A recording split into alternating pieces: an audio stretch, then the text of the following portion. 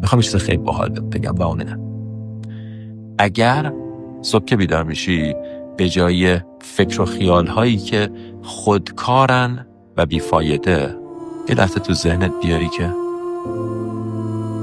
یه روز جدید، خدای شکر من میتونم یک روز جدید رو تجربه، یه فرصت جدید و هنوز نمردم، هنوز میتونم برگ درخت‌ها رو ببینم، هنوز میتونم حس کنم، هنوز میتونم موزیک گوش بدم.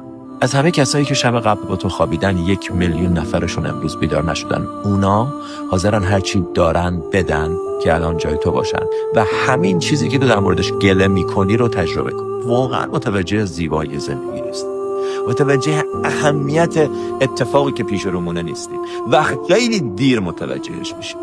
داری زندگی میکنی. به قول تیک ناتان میگه خبرهای بد و همه بهت میگن. خبرهای بد فقط کافیه تلویزیون روشن کنی، فقط کافیه اینستاگرام رو باز کنی، روزنامه رو بخونی، کافیه فقط سر تو بگردونی تا خبرهای بد رو ببینی. خبر خوب کسی بهت نمیگه.